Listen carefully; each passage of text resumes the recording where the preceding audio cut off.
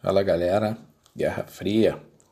Bom, essa frase, né, ela ilustra o espírito da guerra, né, que colocava como os rivais ideológicos, né, que é os Estados Unidos e a União Soviética, né. Essa frase é usada pelo Raymond Aron, que era um historiador francês, né. A guerra era impossível, pois as duas potências elas contavam com um amplo arsenal de armas nucleares, né? Além de contar com os dois exércitos, marinha, né, e aeronáutica, mais poderosos do mundo, né? E de modo que uma guerra direta entre ambos, né, destruiria completamente essas duas potências, né? A paz era impossível. Contudo, né, os dois sistemas precisavam para funcionar plenamente, né? A hegemonia global completa, né? De modo que os socialistas e capitalistas jamais iriam pôr fim a essa guerra, né? Enquanto a hegemonia clara, né, de um dos lados não fosse inevitavelmente estabelecida, beleza? Que as duas potências que estão lutando, né, durante esse período, né, Estados Unidos e a União Soviética, né, e as características dessa Guerra Fria.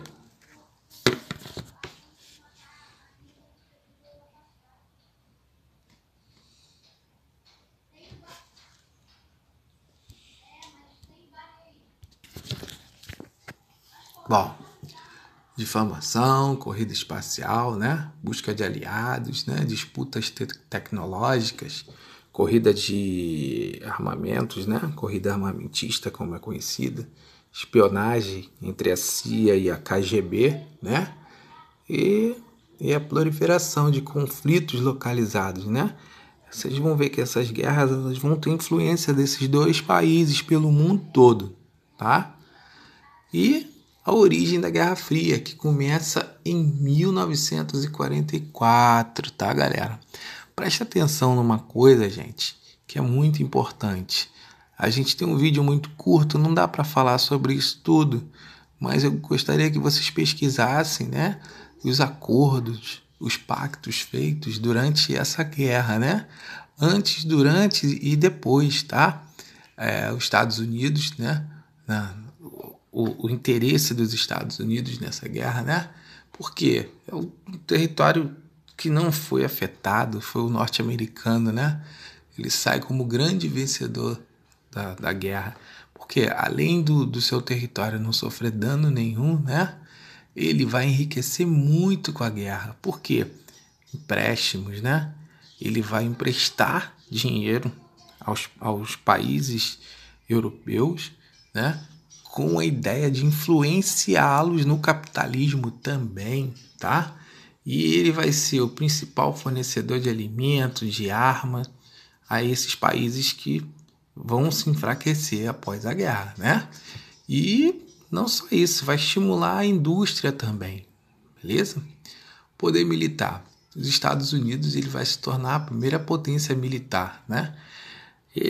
Quando a guerra acaba em 45, os Estados Unidos jogam uma bomba em Hiroshima e a outra em Nagasaki, no dia 6 de agosto de 45 e no dia 9 de agosto de 45.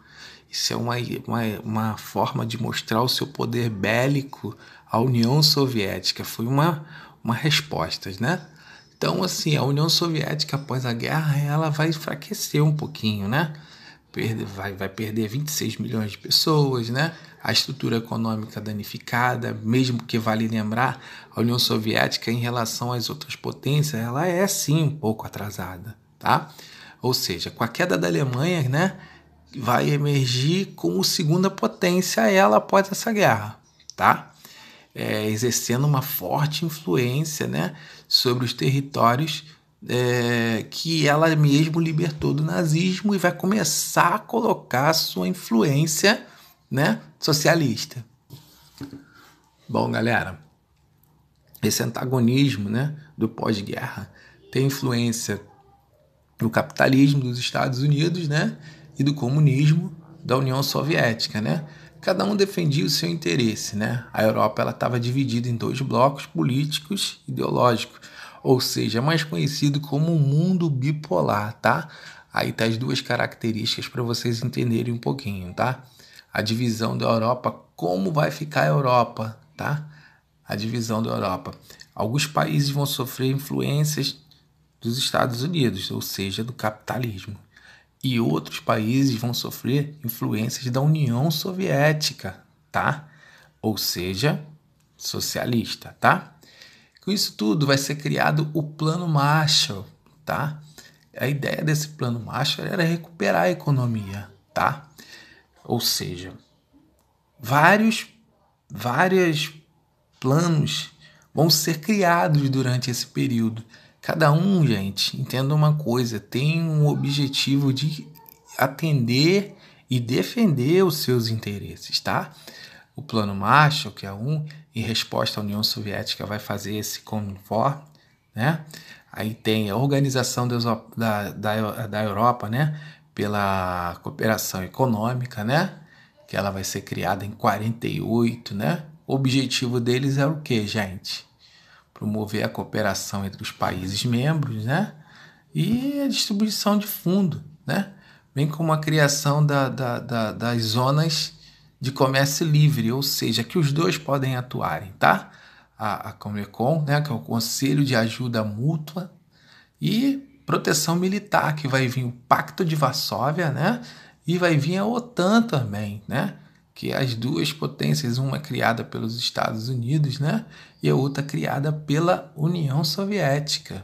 Bom, agora a gente vai entrar as crises e os conflitos dessa Guerra Fria entre os Estados Unidos e a União Soviética.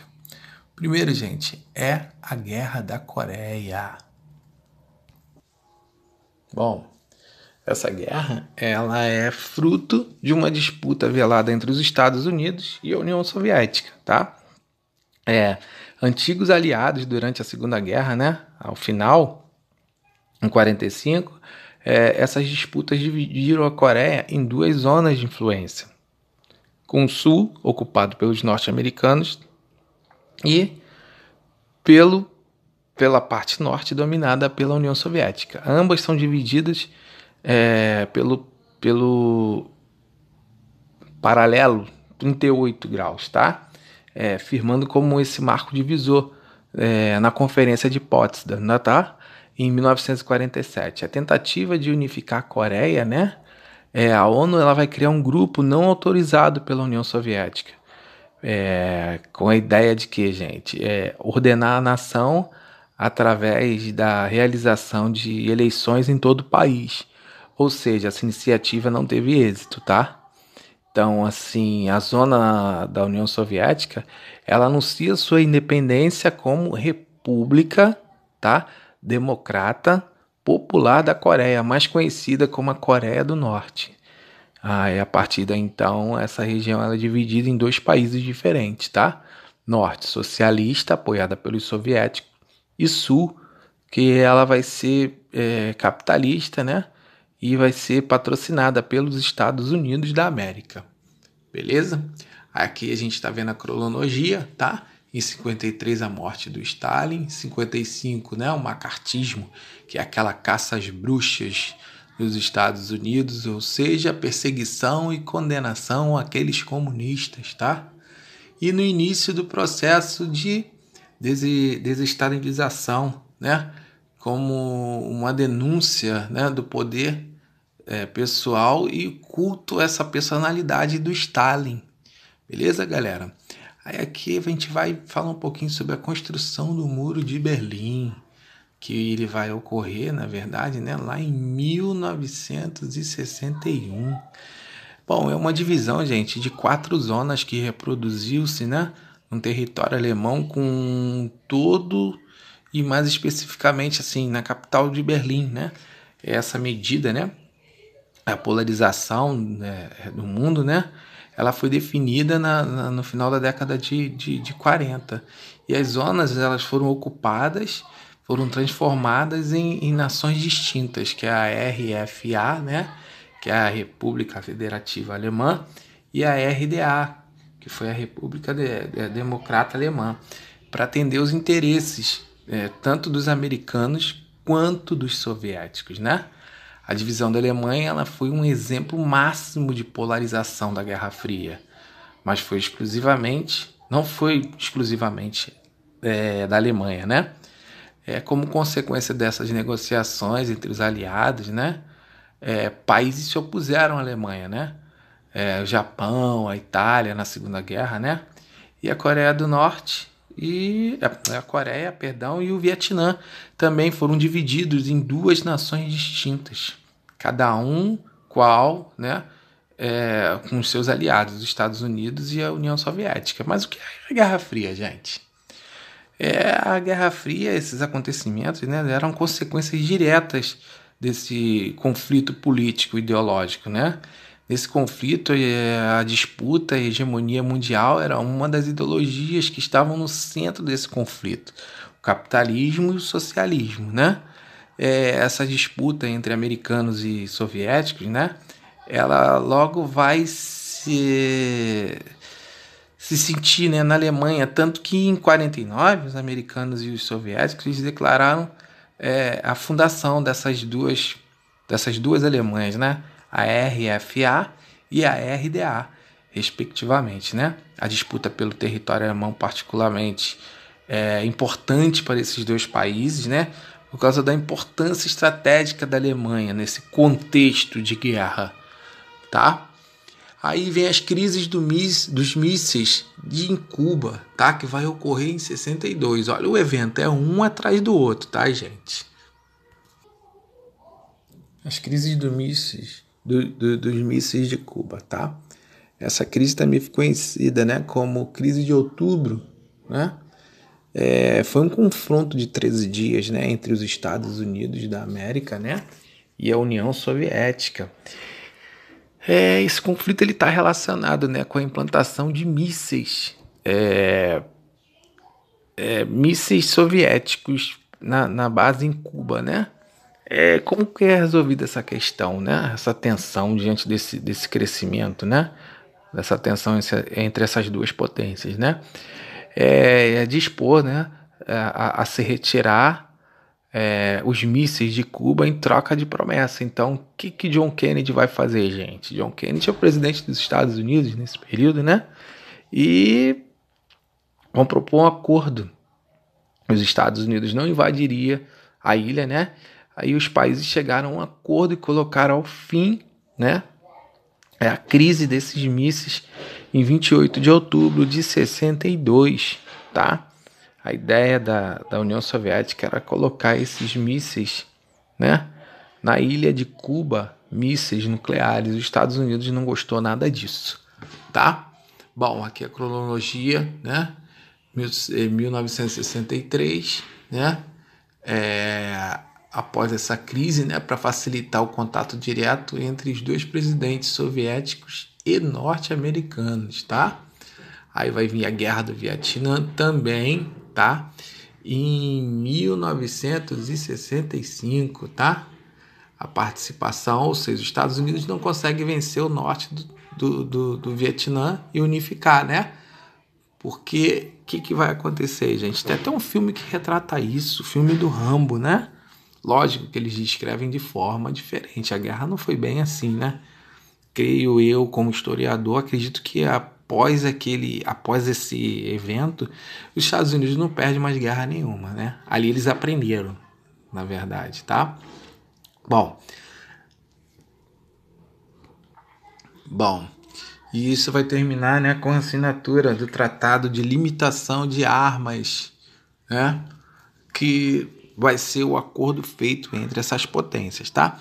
Outras crises de conflitos importantes, vai vir a batalha, né? Invasão da Tchecoslováquia, a batalha dos Euromísseis, tá? De 75 a 87, outro conflito importante também vai ser no Afeganistão, né? O movimento, né, dos não alinhados também, né? E durante a conferência surgiram 3 posições distintas, né? A pró-ocidental, a via neutral liderada por Nasser, né? e a pró-comunista, né? Que acabou por vencer, né? Abrindo uma terceira via, não alinhada por nenhum dos dois blocos no leste e no oeste, tá, gente? Bom, o acontecimento que conduziria ao fim da Guerra Fria. Esse aí, gente, é o Mikhail Gorbachev, tá? Foi eleito secretário-geral do comitê, tá? Central. E uma das reformas, né, dele, né, abrangeu simultaneamente a política econômica e o sistema político, né, e abriu caminho para o mercado e economia, tá? Permitindo a liberdade de expressão, né? Voltando à democracia na Rússia, tá? Bom, não deu tempo da gente citar, né, a corrida espacial também, né, nesse vídeo. Eu até peço que vocês dêem uma olhadinha depois, tá? Sobre a corrida espacial também, mas a gente vai finalizar aqui com Gorbachev, tá? As reformas eram uma necessidade na situação econômica que a União Soviética, né? A situação econômica que a União Soviética vivia, né? À beira do colapso. Então, Gorbachev ele transfere parte do poder, né? Antes centralizado, né? Pelas assembleias, né? Da República que reformaram a União Soviética, né? E o presidente, né? Ele vai fazer o quê? Ele é eleito, né? Pelos soviéticos, né? Em 1989, ele termina com a Guerra Fria entre os Estados Unidos e a União Soviética. Ele vai assinar um tratado, tá? Com o presidente americano Ronald Reagan, tá? É um acordo de destruição de armas nucleares, tá? Tanto que no ano seguinte, gente, ele vai receber um prêmio Nobel da Paz, tá? Em agosto de 91, ele sofre uma tentativa de golpe por parte dos setores conservadores, né? Mas retoma o poder em menos de 72 horas. Ou seja, em dezembro, a União Soviética ela volta à autodissolução e Gorbachev ele renuncia à presidência, tá? Desde então, né, até sua morte, ele fazia conferência e escrevia para vários artigos para jornais no mundo todo, tá? Então tá aí a Guerra Fria marcada por um período de disputa, né, entre essas duas potências, né? E, né, o símbolo da Guerra Fria é a queda do Muro de Berlim, que a gente já conhece. Beleza, galera? Então tá bom. Um abraço, até a próxima.